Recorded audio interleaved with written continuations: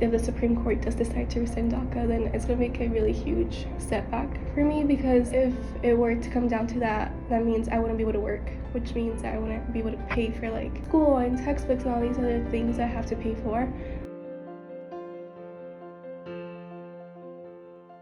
My name is Josue, and I'm undocumented.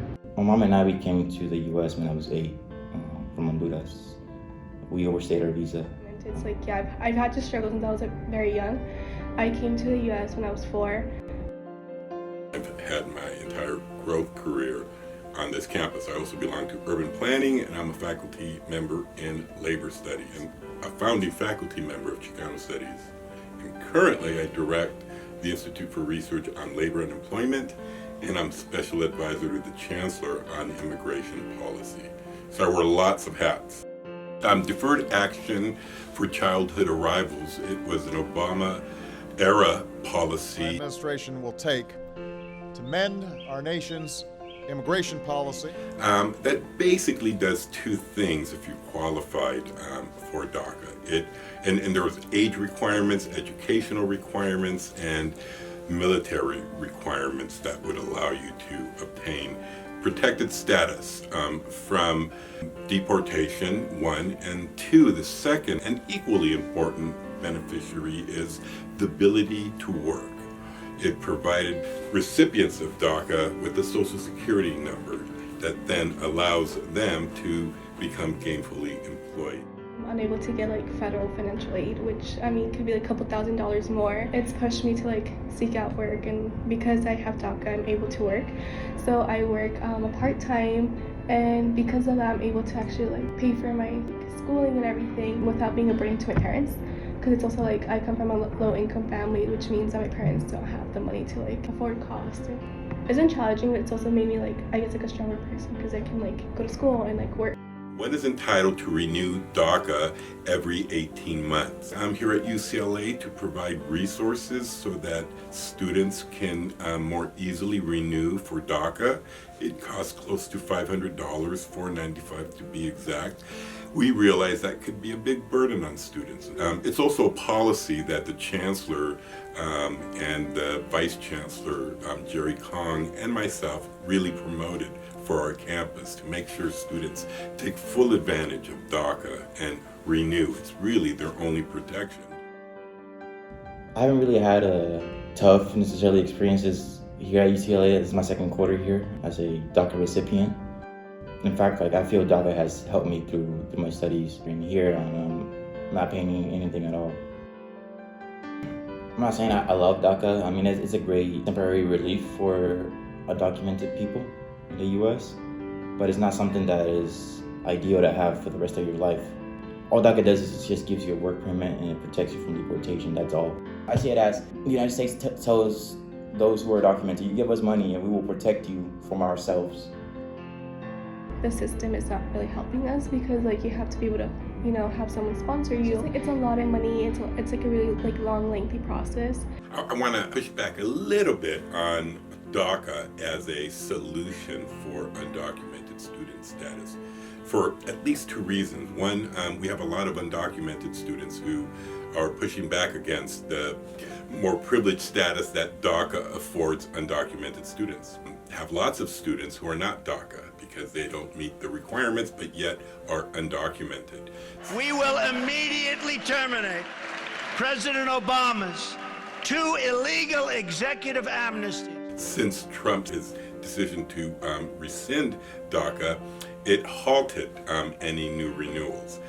So next year's entering body of new students to UCLA will also include undocumented students, because that's been the case for the past 2 decades or so.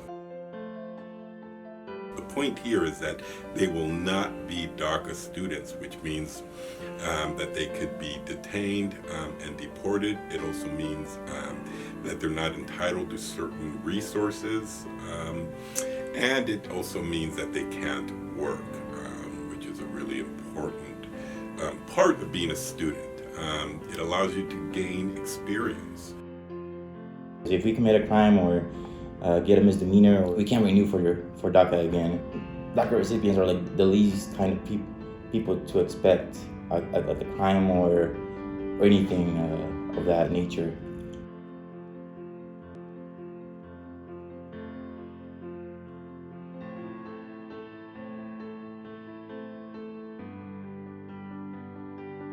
Of course, I'm very pleased and proud that it's the University of California that is fighting. I'm not too thrilled about what might be around the corner in terms of a decision, and that's in part because I'm not very hopeful that the Supreme Court will rule in favor of DACA. And so I'm worried. I'm greatly worried that the decision is going to make things even more complicated for literally thousands of UC students, and it's going to upend lots of different campus entities. If the Supreme Court does decide to rescind DACA, then it's going to make a really huge setback for me, because if it were to come down to that, that means I wouldn't be able to work, which means I wouldn't be able to pay for like school and textbooks and all these other things I have to pay for.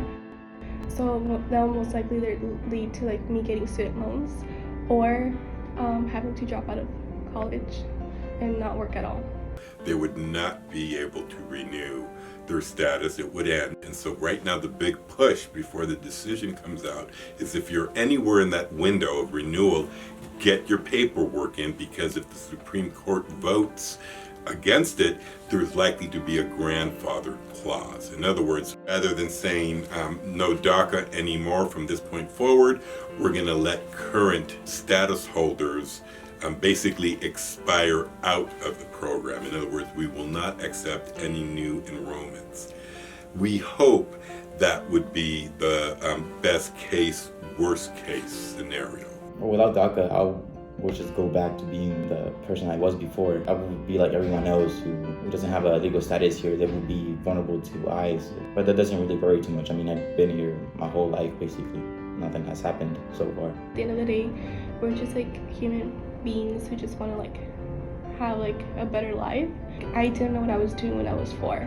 Like, my parents brought me here, and they brought me for a reason. It wasn't like they just wanted to like come and abuse the system and take advantage of like welfare and all these other things that, I mean, first of all, we can't get because of our status. Having people realize that there's a lot of like wrong ideas and perspectives of undocumented people. And I really, really want to emphasize here the role of students in making our campus a better space. It's really important that is what I think sets us apart from other campuses. But again, we got a lot of work to do. I don't want to suggest that we're so far ahead that we should sit on our laurels. By no means. I would encourage everybody to get engaged in the election to make a change, because what's coming out of the White House with the current administration is having really, really negative impact, and our campus is being impacted in negative ways. And so pushing back, I think, is a true patriotic Bruin thing to do.